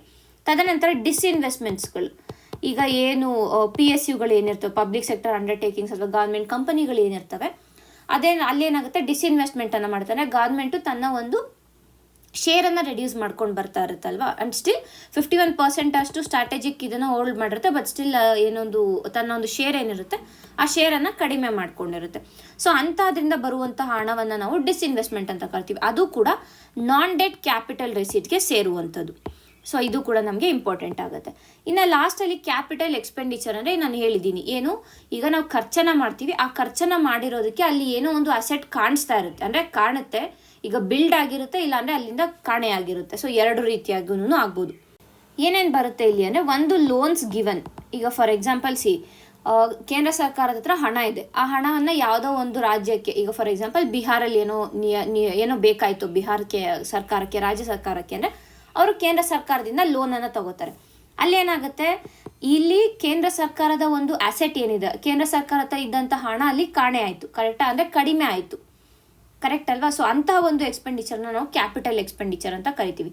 ಇಲ್ಲ ಅಂತಂದರೆ ಕ್ಯಾಪಿಟಲ್ ಗೂಡ್ಸ್ ಅಥವಾ ಅಸೆಟ್ಸ್, ಅಂದರೆ ಈಗ ಫಾರ್ ಎಕ್ಸಾಂಪಲ್ ಯಾವುದೋ ಒಂದು ಗೌರ್ಮೆಂಟ್ ಪಬ್ಲಿಕ್ ಸೆಕ್ಟರ್ ಅಂಡರ್ಟೇಕಿಂಗ್ ಇದೆ, ಅದಕ್ಕೆ ಏನೋ ಒಂದು ಎಕ್ವಿಪ್ಮೆಂಟನ್ನು ತೊಗೋಬೇಕು, ಏನೋ ಒಂದು ಉಪಕರಣವನ್ನು ತೊಗೋಬೇಕಾಗುತ್ತೆ. ಸೊ ಆವಾಗ ಏನು ಮಾಡ್ತಾರೆ ಅಂತಂದರೆ ಈ ಒಂದು ಎಕ್ಸ್ಪೆಂಡಿಚರ್ ಆಗುತ್ತೆ. ಅದು ಅಂದರೆ ಈಗ ಆ ಒಂದು ಉಪಕರಣಕ್ಕೆ ಏನೇ ಒಂದು ಹಣವನ್ನು ಖರ್ಚು ಮಾಡಿದರೆ ಅದು ಕ್ಯಾಪಿಟಲ್ ಎಕ್ಸ್ಪೆಂಡಿಚರ್ ಆಗುತ್ತೆ. ಯಾಕೆ ಅಂತಂದರೆ ಆ ಒಂದು ಉಪಕರಣ ಅಲ್ಲಿ ಬಿಲ್ಡ್ ಆಗಿದೆ, ಅಲ್ಲಿ ಕಾಣಿಸ್ತಾ ಇದೆ ನಮಗೆ. ಸೊ ಹಾಗಾಗಿ ಇದು ಕ್ಯಾಪಿಟಲ್ ಎಕ್ಸ್ಪೆಂಡಿಚರ್ ಆಗುತ್ತೆ. ಈ ಪಾರ್ಟ್ ಏನಿದೆ ಬಹಳನೇ ಇಂಪಾರ್ಟೆಂಟು, ಕ್ಲೀನಾಗಿ ನೀವು ಅರ್ಥ ಮಾಡ್ಕೊಳ್ಳಿ. ಆ್ಯಂಡ್ ನೀವು ಬೇಕಾದ್ರೆ ಇದನ್ನು ಮತ್ತೆ ರಿವೈಂಡಲ್ಲಿ ಹಾಕೊಂಡು ನೋಡಿ, ನೀವು ಅದನ್ನ ಪಾಯಿಂಟ್ಸ್ ಕೂಡ ನೋಟ್ ಮಾಡ್ಕೊಳ್ಳಿ. ಇದೇ ರೀತಿಯಾಗಿ ಒಂದು ಏನಂತೀವಿ ಡಯಾಗ್ರಾಮನ್ನು ಮಾಡ್ಕೊಳ್ಳಿ, ಸೊ ದಟ್ ನಿಮ್ಮ ರಿವಿಷನ್ ಟೈಮಲ್ಲಿ ಬಹಳನೇ ಯೂಸ್ಫುಲ್ ಆಗುತ್ತೆ ಇದು. ಸೊ ಈಗ ನಾವು ಬಜೆಟ್ ಬಗ್ಗೆ ನೋಡೋಣ. ಈಗ ನಾವು ಈ ವರ್ಷದ ಬಜೆಟ್ ಅಂದರೆ 2026-27 ಬಜೆಟ್ ಏನಿದೆ ಇದರಲ್ಲಿ ಮುಖ್ಯವಾದ ಅಂಶಗಳು ಏನೇನು ಹೇಳಿದ್ದಾರೆ ಅನ್ನೋದನ್ನು ನೋಡೋಣ. ಯಾಕೆ ಅಂತಂದರೆ ಇದು ಕೂಡ ನಮಗೆ ಎಕ್ಸಾಮ್ ಪಾಯಿಂಟ್ ಆಫ್ ವ್ಯೂ ಅಲ್ಲಿ ಇಂಪಾರ್ಟೆಂಟ್ ಆಗುತ್ತೆ. ಕೇವಲ ಕರ್ನಾಟಕದ ಬಜೆಟ್ ಅಷ್ಟೇ ಅಲ್ಲ, ನಮಗೆ ಯೂನಿಯನ್ ಕೇಂದ್ರ ಸರ್ಕಾರದ ಬಜೆಟ್ ಏನಿದೆ ಅದು ಕೂಡ ಇಂಪಾರ್ಟೆಂಟ್ ಆಗುತ್ತೆ. ಅದರಲ್ಲಿ ಏನಾದ್ರು ಹೊಸದಾದ ಸ್ಕೀಮ್ಗಳನ್ನು ಬಿಟ್ಟಿದ್ರೆ, ಇಲ್ಲ ಏನಾದ್ರು ಹೊಸ ಇನಿಷಿಯೇಟಿವ್ಸನ್ನು ತೊಗೊಂಡಿದ್ರೆ ಅದು ನಮಗೆ ಎಕ್ಸಾಮ್ ಪಾಯಿಂಟ್ ಆಫ್ ವ್ಯೂ ಅಲ್ಲಿ ಇಂಪಾರ್ಟೆಂಟ್ ಆಗುತ್ತೆ. ಅದೇ ಒಂದು ಇದರಲ್ಲಿ ನಿಟ್ಟಿನಲ್ಲಿ ನಾವು ಇವಾಗ ಏನು ಹೇಳಿದೆ ಬಜೆಟ್ ಅನ್ನೋದ್ರ ಬಗ್ಗೆ ಮುಖ್ಯ ಪ್ರಾವಿಷನ್ಸನ್ನು ಮಾತ್ರ ನೋಡ್ಕೊಂಡು ಹೋಗೋಣ. ಇನ್ನು ಈ ವರ್ಷದ ಬಜೆಟ್ನ ಥೀಮ್ ಏನು ಅಂತಂದರೆ, ಪ್ರತಿ ವರ್ಷ ಒಂದೊಂದು ಥೀಮನ್ನು ಇಟ್ಕೊಂಡಿರ್ತಾರೆ. ಹೋದ ವರ್ಷದ ಥೀಮ್ ಏನಿತ್ತು ಅಂತಂದರೆ ಸಬ್ಕಾ ವಿಶ್ವಾಸ್ ಸಬ್ಕಾ ವಿಕಾಸ್ ಅನ್ನುವಂಥದ್ದು. ಬಟ್ ಈ ವರ್ಷದ ಥೀಮ್ ಬಂದು ವಿಕಸಿತ ಭಾರತ ಅನ್ನುವಂಥ ಒಂದು ಥೀಮ್ ಇಟ್ಕೊಂಡು ಈ ವರ್ಷದ ಬಜೆಟನ್ನು ಮಂಡನೆ ಮಾಡಿರುವಂಥದ್ದು. ಆ್ಯಂಡ್ ಇದರಲ್ಲಿ ಮುಖ್ಯವಾಗಿ ಕಾನ್ಸಂಟ್ರೇಟ್ ಮಾಡಿರುವಂತಹ ಕ್ಷೇತ್ರಗಳು ಯಾವ್ಯಾವು ಅಂತ ನಾವು ನೋಡಿದ್ರೆ, ಒಂದು ಸಾರಿಗೆ ಮೇಲೆ ಕಾನ್ಸಂಟ್ರೇಟ್ ಮಾಡಿದ್ದಾರೆ. ತದನಂತರ ಡಿಫೆನ್ಸ್ ರಕ್ಷಣಾ ವಿಭಾಗ ಏನಿದೆ ಅದರ ಬಗ್ಗೆ, ತದನಂತರ ಮೂಲ ಸೌಕರ್ಯಗಳು ಏನಿರ್ತವೆ, ಈಗ ಹೌಸಿಂಗ್ ಇರ್ಬೋದು, ವಾಟರ್ ಇರ್ಬೋದು, ಇದರ ಬಗ್ಗೆ ಮಾಡಿದ್ದಾರೆ. ತದನಂತರ ಆರೋಗ್ಯ, ಶಿಕ್ಷಣ, ಬಾಹ್ಯಾಕಾಶ, ಕೃಷಿ ಇವುಗಳಿಗೆ ನೀಡಿರುವಂಥ ಒಂದು ಅನುದಾನಗಳಿಂದ ಇದು ಹೆಚ್ಚಿನದಾಗಿದೆ ಅನ್ನೋದನ್ನು ನೋಡ್ಬೋದಾಗುತ್ತೆ. ತದನಂತರ ನಾವು ಏನು ನೋಡ್ಬೇಕಂತಂದರೆ ಯಾವುದೇ ಒಂದು ಹೊಸದಾದ ಏನಂತೀವಿ ಯೋಜನೆಗಳನ್ನು ಈ ಒಂದು ಬಜೆಟ್ ನೀಡಿಲ್ಲ. ಬದಲಿಗೆ ಏನು ಮಾಡಿದೆ ಅಂತಂದರೆ ಕೃಷಿ ಇರ್ಬೋದು, ಪ್ರವಾಸೋದ್ಯಮ ಇರ್ಬೋದು, ಇಲ್ಲ ಸಾರಿಗೆ ಸೌಕರ್ಯಗಳಿಂದ ಇವುಗಳಲ್ಲಿ ತನ್ನ ಒಂದು ಹೂಡಿಕೆಯನ್ನು ಹೆಚ್ಚು ಮಾಡಿದೆ. ಸುಮಾರು 53.5 ಲಕ್ಷ ಕೋಟಿಯಷ್ಟು ಮೊತ್ತದ ಬಜೆಟನ್ನು ಇದಕ್ಕೆ ಏನು ಕೃಷಿ ಪ್ರವಾಸೋದ್ಯಮ ಇದಕ್ಕೇನೆ ಮೀಸಲಿಡಲಾಗಿದೆ ಅನ್ನೋದನ್ನು ನಾವು ಅರ್ಥ ಮಾಡ್ಕೋಬೇಕಾಗುತ್ತೆ. ಆ್ಯಂಡ್ ಕಳೆದ ವರ್ಷದ ಒಂದು ಬಜೆಟನ್ನು ನೋಡಿದ್ರೆ ಇಟ್ ವಾಸ್ 49.6 lakhs crores ಇತ್ತು. ಅದು ಈಗ 53 ಲಕ್ಷ ಆಗಿದೆ. ಸುಮಾರು 11% ಏನು ಬಜೆಟ್ ಇತ್ತು ಆ ಬಜೆಟ್ 11% ಹೆಚ್ಚಾಗಿದೆ ಅನ್ನೋದನ್ನು ನಾವು ಇಲ್ಲಿ ಅರ್ಥ ಮಾಡ್ಕೋಬೇಕಾಗತ್ತೆ.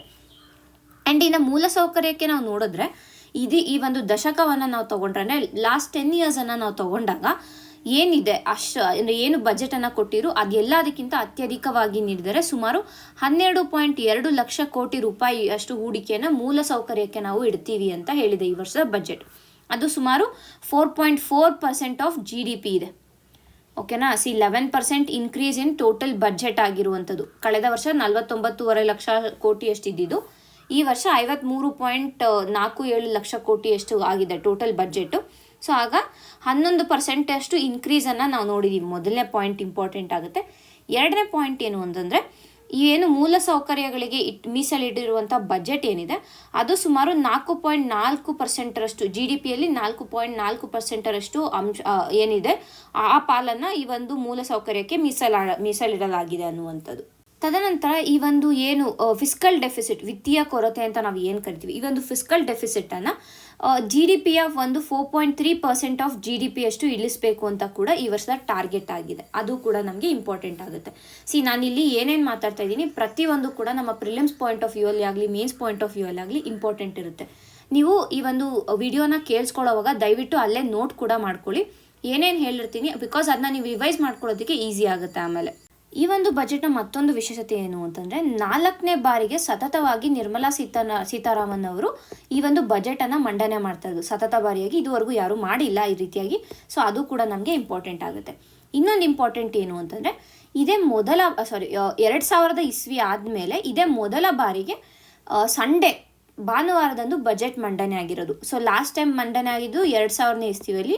ಸೊ ಇವಾಗ 2026 February 1 ಸಂಡೇ ಬಂದಿರುವಂಥ ಕಾರಣ ಅಂದರೆ ಆಲ್ಮೋಸ್ಟ್ 26 ಇಯರ್ಸಲ್ಲಿ 25 ವರ್ಷ ಅಂತ ತಗೋಬೋದು. ಅಷ್ಟು ವರ್ಷಗಳಾದಮೇಲೆ ಈ ರೀತಿಯಾಗಿ ಭಾನುವಾರ ಬಜೆಟ್ ಮಂಡನೆ ಆಗಿರುವಂಥದ್ದು. ಅದು ಕೂಡ ಒಂದು ಇಂಪಾರ್ಟೆಂಟ್ ಫ್ಯಾಕ್ಟ್ ಅಂತ ಹೇಳ್ಬೋದಾಗುತ್ತೆ.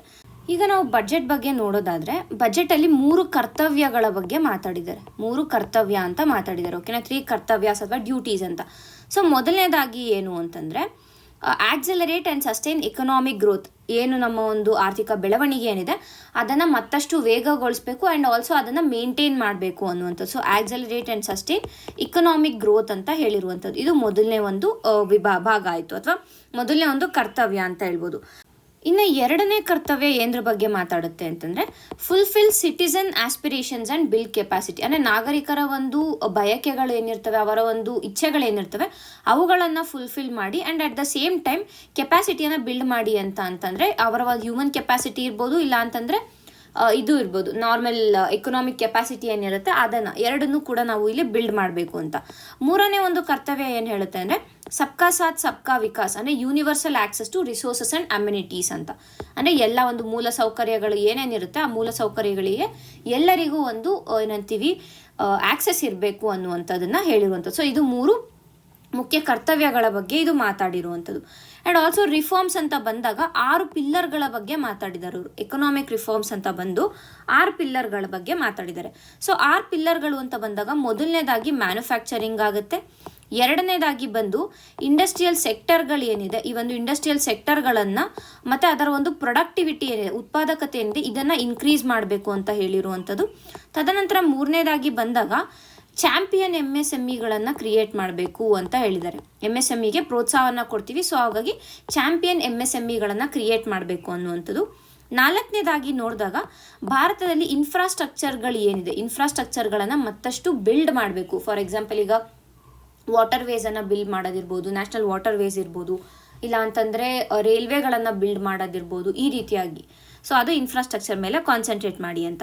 ಮತ್ತು 5ನೇದಾಗಿ ಏನು ಹೇಳಿದೆ ಅಂತಂದರೆ ಲಾಂಗ್ ಟರ್ಮ್ ಸೆಕ್ಯೂರಿಟಿ ಮತ್ತು ಸ್ಟೆಬಿಲಿಟಿಯನ್ನು ಹೊಂದಬೇಕು ವಿತ್ ರೆಸ್ಪೆಕ್ಟ್ ಟು ಫೈನಾನ್ಸ್ ಮತ್ತು ಆರ್ಥಿಕತೆ ಏನಿದೆ ಇದರಲ್ಲಿ ನಾವು ನೋಡಿದಾಗ, ಹಣಕಾಸಿನಲ್ಲಿ ಮತ್ತು ಆರ್ಥಿಕತೆಯಲ್ಲಿ ನಾವು ಲಾಂಗ್ ಟರ್ಮ್ ಸ್ಟೆಬಿಲಿಟಿಯನ್ನು ಭಾರತ ಹೊಂದಬೇಕಾಗುತ್ತೆ ಅನ್ನುವಂಥದ್ದು 5ನೇ ಒಂದು ಪಿಲ್ಲರ್ ಆಯಿತು. 6ನೇ ಪಿಲ್ಲರ್ ಏನು ಹೇಳುತ್ತೆ ಅಂತಂದರೆ ಅರ್ಬನ್ ಡೆವಲಪ್ಮೆಂಟ್ ಬಗ್ಗೆ ಕಾನ್ಸಂಟ್ರೇಟ್ ಮಾಡಬೇಕು ಅಂತ ಹೇಳ್ತಾನೆ. ಅರ್ಬನ್ ಡೆವಲಪ್ಮೆಂಟ್ ಅಂತಂದಾಗ ಕೇವಲ ಒಂದು ಅರ್ಬನ್ ಏರಿಯಾ, ನಗರ ಪ್ರದೇಶಗಳನ್ನ ಮಾತ್ರ ಅಲ್ಲ, ಅದರ ಸುತ್ತಮುತ್ತ ಇರುವಂತಹ ಯಾವುದೇ ಎಕನಾಮಿಕ್ ರೀಜನ್ಗಳಿದ್ರೆ ಅದನ್ನು ಕೂಡ ನಾವು ಡೆವಲಪ್ ಮಾಡ್ತೀವಿ ಅನ್ನುವಂಥ ಒಂದು ಏನಂತೀವಿ ಪಿಲ್ಲರನ್ನು ಹೇಳ್ಬೋದು. ಸೊ ಈ 6 ಪಿಲ್ಲರ್ಗಳು ರಿಫಾರ್ಮ್ಸ್ಗಳ ಪಿಲ್ಲರ್ ಆಗಿದೆ. ಓಕೆನಾ, ಇದು ಇಷ್ಟು ಪಿಲ್ಲರ್ಸ್ ಆಫ್ ಗ್ರೋತ್ ಅಂತ ಕೂಡ ಇದನ್ನು ಕರೆದಿರೋದು. ಇದು ನಮಗೆ ಇನ್ನೊಂದು ಪಾರ್ಟ್ ಇಂಪಾರ್ಟೆಂಟ್. ಈಗ ನಾವು ಮುಖ್ಯವಾಗಿ ಇರುವಂಥ ಕೆಲವಷ್ಟು ಅಂಶಗಳನ್ನು ನೋಡೋಣ. ಸೊ ಮೊದಲನೇದಾಗಿ ಮುಖ್ಯವಾದ ಅಂಶ ಏನು ಅಂತಂದರೆ ಬಯೋಫಾರ್ಮಾ ಶಕ್ತಿ ಅನ್ನುವಂಥ ಒಂದು ಇನಿಷಿಯೇಟಿವನ್ನು ಸ್ಟಾರ್ಟ್ ಮಾಡ್ತೀವಿ ಅಂತ ಹೇಳಿದ್ದಾರೆ. ಬಯೋಫಾರ್ಮಾ ಶಕ್ತಿ. ಸೊ ಈ ಬಯೋಫಾರ್ಮಾ ಶಕ್ತಿಯಲ್ಲಿ ಸುಮಾರು 10,000 ಕೋಟಿಯಷ್ಟು ಔಟ್ಲೇಯನ್ನು ಇಟ್ಕೊತೀವಿ. ಇದರ ಒಂದು ಅಂದಾಜು ವೆಚ್ಚ 10,000 ಕೋಟಿಯಷ್ಟು 5 ವರ್ಷ ಇದನ್ನು ನಾವು ಮಾಡ್ತೀವಿ. ಸೊ ಇದರಲ್ಲಿ ಸುಮಾರು ಅಪ್ಗ್ರೇಡ್ ಮಾಡೋದು, ಅಂದರೆ ಬಯೋಫಾರ್ಮಾ ಸೆಕ್ಟರ್ ಏನಿದೆ ಅಂದರೆ ಭಾರತವನ್ನು ಫಾರ್ಮಾಸ್ಯೂಟಿಕಲ್ ಕ್ಯಾಪಿಟಲ್ ಆಗಿ ಮಾಡುವಂಥ ಒಂದು ಧ್ಯೇಯವನ್ನು ಹೊಂದಿರುವಂಥದ್ದು. 2ನೇದಾಗಿ ಏನು ಅಂತಂದರೆ ಇಂಡಿಯಾ ಸೆಮಿಕಂಡಕ್ಟರ್ ಮಿಷನ್ ಏನಿತ್ತು ಅದನ್ನು ಅದರ 2ನೇ ವರ್ಷನ ನಾವು ಬಿಡುಗಡೆ ಮಾಡ್ತೀವಿ. ಸೊ ಇದರಿಂದ ಏನಾಗುತ್ತೆ ಅಂದರೆ ಎಕ್ವಿಪ್ಮೆಂಟ್ ಇರ್ಬೋದು, ಮೆಟೀರಿಯಲ್ಗಳ ಮೇಲೆ, ಇಲ್ಲ ಇಂಡಿಯನ್ ಪೇಟೆಂಟ್ ಸಿಸ್ಟಮ್ ಏನಿದೆ ಅದರ ಮೇಲೆ ನಾವು ಹೆಚ್ಚಿನದಾಗಿ ಕಾನ್ಸಂಟ್ರೇಟ್ ಮಾಡ್ಬೋದು ಅನ್ನುವಂಥದ್ದು. ಮತ್ತು 3ನೇದಾಗಿ ಏನು ಅಂತಂದರೆ ಎಲೆಕ್ಟ್ರಾನಿಕ್ಸ್ ಕಾಂಪೊನೆಂಟ್ಸ್ ಮ್ಯಾನುಫ್ಯಾಕ್ಚರಿಂಗ್ ಸ್ಕೀಮ್ ಅನ್ನುವಂಥ ಒಂದು ಸ್ಕೀಮನ್ನು, ಇದಕ್ಕೆ ಇದ್ದಂಥ ಒಂದು ಏನು ವೆಚ್ಚ ಏನಿದೆ ಇದನ್ನು 40,000 ಕೋಟಿಗೆ ಇನ್ಕ್ರೀಸ್ ಮಾಡಿದ್ದಾರೆ. ಅದು ಕೂಡ ನಮಗೆ ಇಂಪಾರ್ಟೆಂಟ್ ಆಗುತ್ತೆ. ತದನಂತರ ರೇರ್ ಅರ್ತ್ ಕಾರಿಡಾರನ್ನು ನಾವು ಕ್ರಿಯೇಟ್ ಮಾಡ್ತೀವಿ ಅಂತ ಹೇಳಿದ್ದಾರೆ. ಸೊ ಈ ರೇರ್ ಅರ್ತ್ ಕಾರಿಡಾರ್ ಅಂತ ಬಂದಾಗ ಏನಾಗುತ್ತೆ ಅಂತಂದರೆ ಈ ಒಂದು ರೇರ್ ಅರ್ತ್ ಮಿನರಲ್ಸ್ ಏನಿದೆ ಆ ಒಂದು ರೇರ್ ಅರ್ತ್ ಮಿನರಲ್ಸ್ಗಳನ್ನು ಮತ್ತಷ್ಟು ಡೆವಲಪ್ ಮಾಡೋದಕ್ಕೆ, ಅಂದರೆ ಎಲ್ಲೆಲ್ಲಿ ಈ ಒಂದು ರೇರ್ ಅರ್ತ್ ಮಿನರಲ್ಸ್ ಇದೆ ಅಂಥ ಒಂದು ರಾಜ್ಯಗಳಲ್ಲಿ, ಫಾರ್ ಎಕ್ಸಾಂಪಲ್ ಒಡಿಸ್ಸಾ ಇರ್ಬೋದು, ಕೇರಳ ಇರ್ಬೋದು, ತಮಿಳುನಾಡು, ತದನಂತರ ಆಂಧ್ರ ಪ್ರದೇಶ್, ಈ 4 ಒಂದು ರಾಜ್ಯಗಳಲ್ಲಿ ರೇರ್ ಅರ್ತ್ ಕಾರಿಡಾರ್ಗಳನ್ನು ನಾವು ಕ್ರಿಯೇಟ್ ಮಾಡ್ತೀವಿ ಅಂತ ಹೇಳಿದ್ದಾರೆ. ನಂತರ ಕೆಮಿಕಲ್ ಪಾರ್ಕ್ಗಳನ್ನು ನಾವು ನಿರ್ಮಿಸ್ತೀವಿ. ಸೊ ಇದರಿಂದ ಏನಾಗುತ್ತೆ ಅಂತಂದರೆ ಆ ಒಂದು ಏನು ಕೆಮಿಕಲ್ಗಳ ಒಂದು ಪ್ರೊಡಕ್ಷನ್ಗೆ ಏನು ಬೇಕಾಗಿದೆ ಆ ಎಲ್ಲ ಒಂದು ಸೌಲಭ್ಯಗಳನ್ನು ಈ ಒಂದು ಪಾರ್ಕ್ಗಳಲ್ಲಿ ನಾವು ಒದಗಿಸ್ತೀವಿ ಅನ್ನುವಂಥದ್ದು. ಇನ್ನು ಟೆಕ್ಸ್ಟೈಲ್ ಸೆಕ್ಟರ್ಗೆ ಬಂದರೆ ನಾವು ನ್ಯಾಷನಲ್ ಫೈಬರ್ ಸ್ಕೀಮನ್ನು ರಿಲೀಸ್ ಮಾಡ್ತೀವಿ. ಸೊ ದಟ್ ನ್ಯಾಚುರಲ್ ಫೈಬರ್ಸ್ ಏನಿದೆ, ಅಂದರೆ ಈಗ ಸಿಲ್ಕ್ ಇರ್ಬೋದು, ಉಲ್ ಇರ್ಬೋದು, ಜೂಟ್ ಇರ್ಬೋದು, ಅಥವಾ ಮ್ಯಾನ್ಮೇಡ್ ಫೈಬರ್ಸ್ಗಳಿದೆ, ಇವುಗಳನ್ನೆಲ್ಲ ಪ್ರಮೋಟ್ ಮಾಡೋದಕ್ಕೆ ನ್ಯಾಷನಲ್ ಫೈಬರ್ ಸ್ಕೀಮನ್ನು ತರ್ತೀವಿ ಅನ್ನುವಂಥದ್ದು. ತದನಂತರ ಇದ್ರ ಜೊತೆಗೆ ಸಮರ್ಥ್, ಈಗಾಗಲೇ ಇರುವಂಥ ಸಮರ್ಥ್ ಸ್ಕೀಮ್ ಏನಿದೆ ಅದರ 2ನೇ ವರ್ಷನ್ 2.0 ವರ್ಷನನ್ನು ಬಿಡುಗಡೆ ಮಾಡ್ತೀವಿ. ಇದರ ಜೊತೆಗೆ ಮೆಗಾ ಟೆಕ್ಸ್ಟೈಲ್ ಪಾರ್ಕ್ಗಳನ್ನು ಕೂಡ ಎಸ್ಟಾಬ್ಲಿಷ್ ಮಾಡ್ತೀವಿ ಅಂತ ಹೇಳಿರುವಂಥದ್ದು. ಮತ್ತು ನೆಕ್ಸ್ಟ್ ನೋಡಿದಾಗ ಈ ಒಂದು ಖಾದಿ ಮತ್ತು ಸ್ಪೋರ್ಟ್ಸ್ ಏನಿದೆ, ಅಂದರೆ for example Mahatma Gandhi gram Swaraj ಅನ್ನುವಂಥ ಒಂದು ಇದನ್ನು ಇನಿಷಿಯೇಟಿವನ್ನು ಲಾಂಚ್ ಮಾಡಿ ಇದನ್ನು ಖಾದಿಗೆ ಲಿಂಕ್ ಮಾಡ್ತೀವಿ ಅಂತ ಹೇಳಿದ್ದಾರೆ. ಸೊ ಇದು ಕೂಡ ಮತ್ತೊಂದು ಇನಿಷಿಯೇಟಿವ್ ಆಗಿರುತ್ತೆ. ನಂತರ MSMEಗಳನ್ನು ಮತ್ತಷ್ಟು ಇದು ಮಾಡೋದಕ್ಕೆ ಚಾಂಪಿಯನ್ MSMEಗಳು ಅಂತ ಹೇಳಿದ್ನಲ್ಲ, ಇದರಲ್ಲಿ ಮತ್ತೆ 3 ಥರ ಬರುತ್ತೆ. ಒಂದು ಫಂಡಿಂಗಲ್ಲಿ ಹೆಲ್ಪ್ ಮಾಡ್ತೀವಿ, ಮತ್ತೊಂದು ಲಿಕ್ವಿಡಿಟಿಯಲ್ಲಿ, ಅಂದರೆ ಒಂದು ಏನು ಟ್ರೆಡ್ಸ್ ಸಿಸ್ಟಮ್ ಇದೆ ಈ ಸಿಸ್ಟಮಲ್ಲಿ ಇದು ಮಾಡೋದ್ರ ಮುಖಾಂತರ, ಮ್ಯಾಂಡೇಟ್ ಮಾಡುವ ಮುಖಾಂತರ ಮಾಡ್ತೀವಿ. ತದನಂತರ ಕಾರ್ಪೊರೇಟ್ ಮಿತ್ರಾಸ್ಗಳನ್ನು ಎಸ್ಟಾಬ್ಲಿಷ್ ಮಾಡ್ತೀವಿ ಅಂತ ಇಲ್ಲಿ ಹೇಳಿದ್ದಾರೆ. ಸೊ ಇದಿಷ್ಟು ಮತ್ತೊಂದು ಅಂಶ ಆಯಿತು. ಇದಿಷ್ಟು ಮೊದಲನೇ ಕರ್ತವ್ಯಕ್ಕೆ ರೆಸ್ಪೆಕ್ಟ್ ಆಯಿತು. ಇನ್ನು 2ನೇ ಕರ್ತವ್ಯ ಏನು ಹೇಳುತ್ತೆ ಅಂತಾರೆ, it mainly concentrates on education ಮತ್ತು ಹೆಲ್ತ್ ಮತ್ತು ಟೂರಿಸಮ್, ಈ 3 ಬಗ್ಗೆ ಕಾನ್ಸಂಟ್ರೇಟ್ ಮಾಡುತ್ತೆ. ಎಜುಕೇಷನ್ ಅಂತ ಬಂದಾಗ ಇಲ್ಲಿ ಏನು ಹೇಳಿದ್ದಾರೆ ಅಂತಂದರೆ ಮುಖ್ಯವಾಗಿ ನಾವು ವಿಮೆನ್ ಎಜುಕೇಷನ್ ಬಗ್ಗೆ ಕಾನ್ಸಂಟ್ರೇಟ್ ಮಾಡ್ತೀವಿ, ಮತ್ತು ಗರ್ಲ್ಸ್ ಹಾಸ್ಟೆಲ್ಗಳನ್ನು ನಾವು ಬಿಲ್ಡ್ ಮಾಡ್ತೀವಿ ಅಂತ ಹೇಳಿದ್ದಾರೆ. ಹೆಲ್ತ್ ಅಂತ ಬಂದಾಗ ಮೆಂಟಲ್ ಹೆಲ್ತನ್ನು ಕೂಡ ಇಲ್ಲಿ ಕನ್ಸಿಡರ್ ಮಾಡಿದ್ದಾರೆ, ಆ್ಯಂಡ್ ಆಲ್ಸೋ ಆಯುಷನ್ನು ಕೂಡ ಇಲ್ಲಿ ಕನ್ಸಿಡರ್ ಮಾಡ್ತಾ ಇರುವಂಥದ್ದು. ತದನಂತರ ಬಂದಾಗ ಇನ್ನು ಟೂರಿಸಮ್ ಅಂತ ಬಂದರೆ ಇಲ್ಲಿ ಒಂದು ನಾರ್ಮಲ್ ಟೂರಿಸಮ್ ಆಗುತ್ತೆ, ಇನ್ನೊಂದು ಹೆರಿಟೇಜ್ ಟೂರಿಸಮನ್ನು ಬಿಲ್ಡ್ ಮಾಡ್ತೀವಿ ಅಂತ ಕೂಡ ಹೇಳಿರುವಂಥದ್ದು. ಸೊ ಇದಿಷ್ಟು ನಮಗೆ ವಿತ್ ರೆಸ್ಪೆಕ್ಟ್ ಟು 2nd ಕರ್ತವ್ಯ ಆಗುತ್ತೆ. ಇನ್ನು 3ನೇ ಕರ್ತವ್ಯ ಏನಿದೆ ಇದು ಬಂದು ಅಗ್ರಿಕಲ್ಚರ್ ಬಗ್ಗೆ ಮಾತಾಡುತ್ತೆ. ಅಗ್ರಿಕಲ್ಚರ್ ಮತ್ತು ಇನ್ಕ್ಲೂಷನ್ ಬಗ್ಗೆ 3ನೇ ಕರ್ತವ್ಯ ಮಾತಾಡುವಂಥದ್ದು. ಸೊ ಇಲ್ಲಿ ಬಂದಾಗ ಫಿಶರೀಸ್ಗಳನ್ನು ಡೆವಲಪ್ ಮಾಡ್ತೀವಿ ಅನ್ನೋದಿರ್ಬೋದು, ಮೀನುಗಾರಿಕೆಯನ್ನು ಡೆವಲಪ್ ಮಾಡ್ತೀವಿ ಅನ್ನೋದಿರ್ಬೋದು. 1ನೇದಾಗಿ ಮೀನುಗಾರಿಕೆ, 2ನೇದಾಗಿ ಬಂದು ಹೈ ವ್ಯಾಲ್ಯೂ ಕ್ರಾಪ್ಸ್, ಈಗ ಫಾರ್ ಎಕ್ಸಾಂಪಲ್ ಕ್ಯಾಶ್ಯೂ ನಟ್ಸ್, ಗೋಡಂಬಿ ಇರ್ಬೋದು, ಇಲ್ಲ ಕೋಕೋನಟ್ ಇರ್ಬೋದು, ಇವುಗಳನ್ನು ಸ್ಯಾಂಡಲ್ವುಡ್ ಇರ್ಬೋದು, ಇಲ್ಲ ವಾಲ್ನಟ್ಗಳು, ಈ ರೀತಿಯಾಗಿ ಏನಿದೆ ಇವುಗಳನ್ನು ನಾವು ಹೆಚ್ಚಿನದಾಗಿ ಪ್ರೋತ್ಸಾಹಿಸ್ತೀವಿ ಅಂತ ಹೇಳಿದ್ದಾರೆ. ತದನಂತರ ಬಂದು ಭಾರತ್ ವಿಸ್ತಾರ್ ಅನ್ನುವಂಥ ಒಂದು AI ಟೂಲನ್ನು ಬಿಡುಗಡೆ ಮಾಡ್ತೀವಿ. ಸೊ ಇದೇನಾಗುತ್ತೆ ಅಂತಂದರೆ ವಿತ್ ರೆಸ್ಪೆಕ್ಟ್ ಟು ವ್ಯವಸಾಯಕ್ಕೆ ಬೇಕಾಗಿರುವಂಥ ಏನೇ ಒಂದು ಸಜೆಷನ್ಗಳು ಬೇಕು ಅಂತಂದರೆ ಈ ಒಂದು ಭಾರತ್ ವಿಸ್ತಾರಲ್ಲಿ ಸಿಗುತ್ತೆ ಅನ್ನುವಂಥದ್ದು. It will be AI tool, ಕೃತಕ ಬುದ್ಧಿಮತ್ತೆಯ ಒಂದು ಉಪಕರಣ ಆಗಿರುತ್ತೆ ಇದು. ತದನಂತರ ವಿಮೆನ್ ಆಂಟ್ರಪ್ರಿನರ್ಶಿಪ್ಪನ್ನು ಅಥವಾ ವಿಮೆನ್ ಎಂಪವರ್ಮೆಂಟನ್ನು ಹೆಚ್ಚು ಮಾಡೋದಕ್ಕಾಗಿ ಶಿ ಮಾರ್ಟ್ಸ್ ಅಂತ ಸ್ಟಾರ್ಟ್ ಮಾಡ್ತೀವಿ. ಅಂದರೆ ಶಿ ಮಾರ್ಟ್ಸ್ ಅಂದರೆ ಸೆಲ್ಫ್ ಹೆಲ್ಪ್ ಆಂಟ್ರಪ್ರಿನರ್ ಮಾರ್ಟ್ಸ್ ಅಂತ. ಸೊ ಇಲ್ಲಿ ಏನಾಗುತ್ತೆ ಅಂತಂದರೆ ಗ್ರಾಮೀಣ ಭಾಗದ ಮಹಿಳೆಯರು ಏನಿರ್ತಾರೆ ಅವರು ಈ ಒಂದು ಅಂಗಡಿಗಳನ್ನು ಇಟ್ಕೊಳ್ತಾರೆ, ಶಿ ಮಾರ್ಟ್ಸ್ ಅನ್ನುವಂಥ ಮಾರ್ಟ್ಗಳನ್ನು ಇಟ್ಕೋತಾರೆ. ಸೊ ಅವ್ರಿಗೆ ಅಲ್ಲಿ ಒಂದು ಕಡೆ ಆದಾಯ ಕೂಡ ಆಗುತ್ತೆ, ವಿಮೆನ್ ಎಂಪವರ್ಮೆಂಟ್ ಕೂಡ ಆಗುತ್ತೆ ಅನ್ನುವಂಥ ಒಂದು ದೃಷ್ಟಿಯಲ್ಲಿ. ತದನಂತರ ದಿವ್ಯಾಂಗ್ ಜನಗಳಿಗೆ ಆಗಿ 2 ಹೊಸ ಯೋಜನೆಯನ್ನು, ಒಂದು ಕೌಶಲ್ ಯೋಜನಾ, ಇನ್ನೊಂದು ಸಹಾರಾ ಯೋಜನಾ, 2 ಯೋಜನೆಗಳನ್ನು ರಿಲೀಸ್ ಮಾಡಿರುವಂಥದ್ದು. ಇದಿಷ್ಟು ಮುಖ್ಯವಾಗಿ ಈ ಒಂದು ಬಜೆಟಲ್ಲಿ ಬಿಟ್ಟಿರುವಂಥ ಒಂದು ಹೇಳಿರುವಂಥ ಕೆಲವಷ್ಟು ಇನಿಷಿಯೇಟಿವ್ಸ್ ಅಂತ ಹೇಳ್ಬೋದು. ಇದರಲ್ಲಿ ಕರ್ನಾಟಕಕ್ಕೆ ಯಾವ್ದ್ಯಾವುದು ಉಪಯುಕ್ತ ಅನ್ನೋದನ್ನು ನಾವು ಈಗ ನೆಕ್ಸ್ಟ್ ನೋಡೋಣ. ಸೊ ಇಲ್ಲಿ ಅದೇ ಕರ್ನಾಟಕಕ್ಕೆ ಸಿಕ್ಕಿದ್ದೇನು ದಕ್ಕದ್ದೇನು ಅನ್ನುವಂಥದ್ದು, ಅಂದರೆ ಕರ್ನಾಟಕಕ್ಕೆ ಏನೇನು ಸಿಕ್ಕಿದೆ ಈಗ ಸದ್ಯಕ್ಕೆ ಬಜೆಟ್ ಮುಖಾಂತರ ಏನೇನು ಸಿಕ್ಕಿದೆ ಮತ್ತು ಏನೇನು ಸಿಕ್ಕಿಲ್ಲ ಅನ್ನೋದರ ಕುರಿತಾಗಿ ನಾವು ಈಗ ಮಾತಾಡ್ಕೊಂಡು ಹೋಗೋಣ. ಸೊ ಮೊದಲಿಗೆ ನಾವು ನೋಡಿದಾಗ 16ನೇ ಹಣಕಾಸು ಆಯೋಗದಡಿ ಕರ್ನಾಟಕಕ್ಕೆ 4.13% ಪಾಲು ಅಂತ ಹೇಳಿದ್ದಾರೆ. ಓಕೆನಾ, ಸುಮಾರು 4% ಏನು ಫೈನಾನ್ಸ್ ಕಮಿಷನಿಂದ ಏನು ಗ್ರಾಂಟ್ಸ್ಗಳನ್ನು ಕೊಡ್ತಾರೆ, ಆ ಒಂದು ಗ್ರಾಂಟ್ಸ್ಗಳನ್ನು ಕೊಡುವಂಥ ಗ್ರಾಂಟ್ಸಲ್ಲಿ ಕರ್ನಾಟಕಕ್ಕೆ ಸುಮಾರು 4% ಬರುತ್ತೆ. ಅಂದರೆ ಒಟ್ಟು ಮೊತ್ತ ಎಷ್ಟಾಗುತ್ತೆ ಅಂತಂದರೆ ಅಂದಾಜು 63,000 ಕೋಟಿಯಷ್ಟು ಬರುತ್ತೆ ಕರ್ನಾಟಕಕ್ಕೆ ಅನ್ನುವಂಥದ್ದು ನಾವು ಇಲ್ಲಿ ಅರ್ಥ ಮಾಡ್ಕೋಬೇಕು.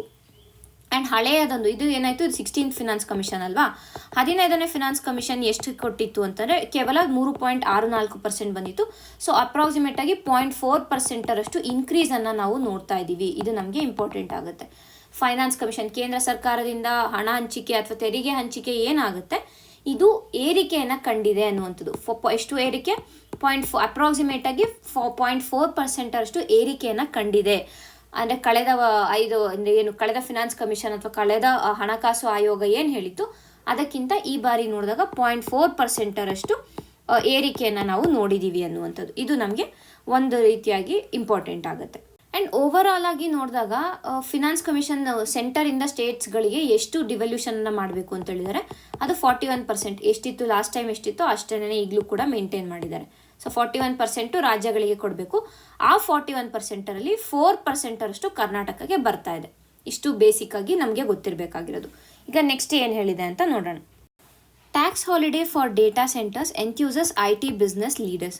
ಸೊ ಈ ಒಂದು ಬಜೆಟಲ್ಲಿ ಏನು ಹೇಳಿದ್ದಾರೆ ಅಂತಂದರೆ ಟ್ಯಾಕ್ಸ್ ಹಾಲಿಡೇಯನ್ನು ಕೊಡ್ತೀವಿ ಅಂತ ಹೇಳಿದ್ದಾರೆ. ಸೊ ಈ ನಿರ್ಧಾರದಿಂದ IT ಉದ್ಯಮದ ಒಂದು ಲೀಡರ್ಸ್ಗಳು, ನಾಯಕರು ಏನಿದ್ದಾರೆ ಅವರಲ್ಲಿ ಭಾರಿ ಉತ್ಸಾಹವನ್ನು ಮೂಡಿಸಿದೆ ಅಂತ ಹೇಳ್ಬೋದಾಗುತ್ತೆ. ಸೊ ಮೊದಲಿಗೆ ಈ ಟ್ಯಾಕ್ಸ್ ಹಾಲಿಡೇ ಅಂದರೆ ಏನು ಅನ್ನೋದು ನಮಗೆ ಬೇಕು, ಕರೆಕ್ಟಾ?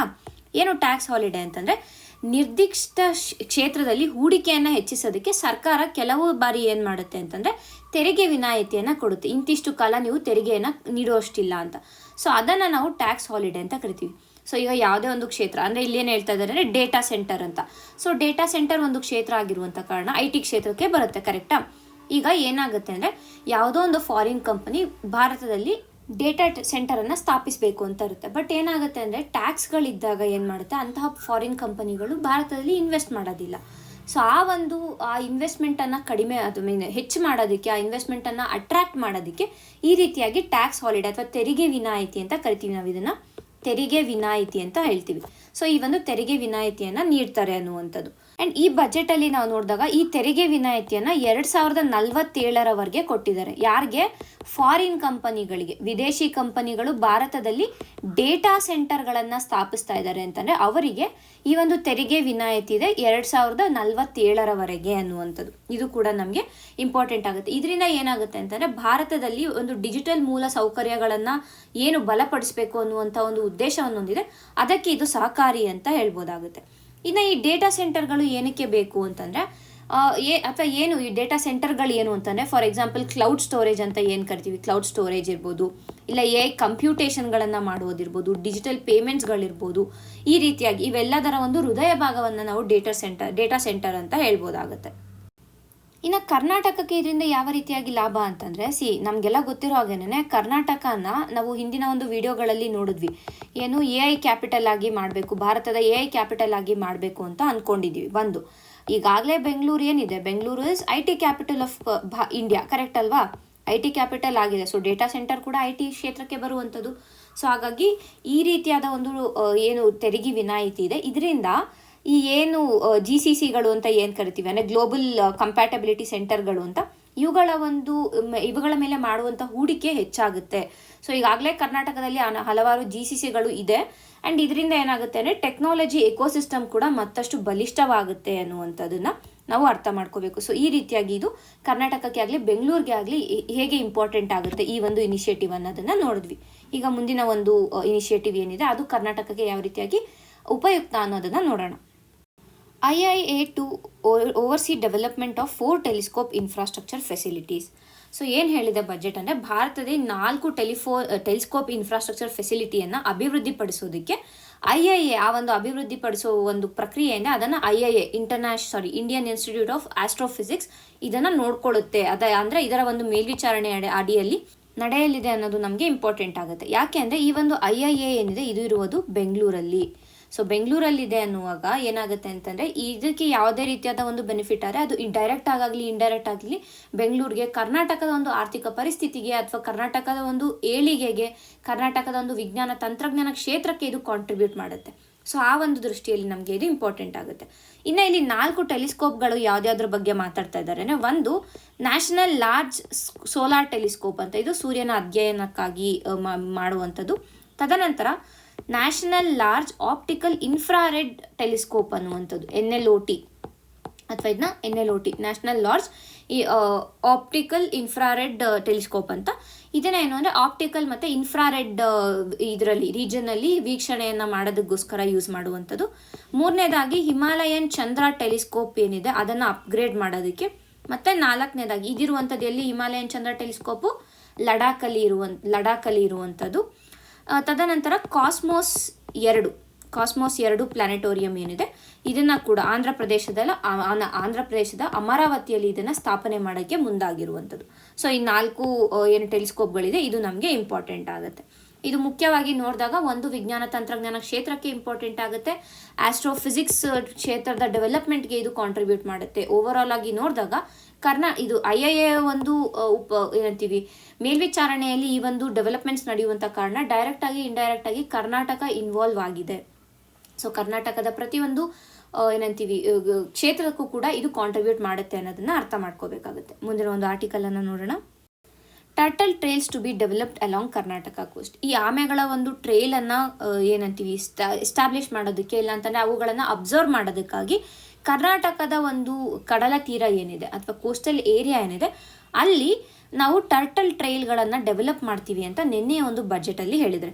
ಸೊ ಇದು ಯಾಕೆ ಇಂಪಾರ್ಟೆಂಟ್ ಆಗುತ್ತೆ, ಕರ್ನಾಟಕ ಕೋಸ್ಟಲ್ ಡೆವಲಪ್ಮೆಂಟ್ ಒಂದು ಕಡೆ ಕೋಸ್ಟಲ್ ಡೆವಲಪ್ಮೆಂಟ್ ಆಗುತ್ತೆ, ತದನಂತರ ಅಲ್ಲಿ ಎನ್ವಿರಾನ್ಮೆಂಟಲ್ ಕನ್ಸರ್ವೇಷನನ್ನು ನಾವು ನೋಡ್ಬೋದು. ಸೊ ಎರಡೂ ಕೂಡ ಇಲ್ಲಿ ನಮಗೆ ಇಂಪಾರ್ಟೆಂಟ್ ಆಗುತ್ತೆ. ಯಾಕೆ ಈ ಒಂದು ಇನಿಷಿಯೇಟಿವ್ ತಗೊಳ್ಳೋದಕ್ಕೆ ಮುಂದಾಗಿದ್ದಾರೆ ಅಂತಂದರೆ, ಇತ್ತೀಚೆಗೆ ನೋಡಿದ್ರೆ ಉತ್ತರ ಕನ್ನಡ ಮತ್ತು ದಕ್ಷಿಣ ಕನ್ನಡ ರೀಜನ್ನಲ್ಲಿ ಏನು ಆ ಒಂದು ಜಿಲ್ಲೆಗಳಲ್ಲಿ ಸಾವಿರಾರು ಸೀ ಟರ್ಟಲ್ಗಳೇನಿರ್ತವೆ, ಸಮುದ್ರ ಆಮೆಗಳು ಏನಿರ್ತವೆ ಇವು ಬರ್ತಾ ಇದ್ದಾವೆ ಆ ಒಂದು ಕೋಸ್ಟಲ್ ಏರಿಯಾಗೆ. ಎಸ್ಪೆಷಲಿ ಆಲಿವ್ ರಿಡ್ಲಿ ಟರ್ಟಲ್ಗಳು ನಾವು ನೋಡಿದ್ದೀವಿ. ಯೂಶಲ್ ಆಗಿ ಬರೋದು ಈಸ್ಟರ್ನ್ ಕೋಸ್ಟ್, ಎಲ್ಲಿ ಆಂಧ್ರ ಪ್ರದೇಶ, ಒಡಿಶಾ ಈ ರೀಜನಲ್ಲಿ ಬರುತ್ತೆ.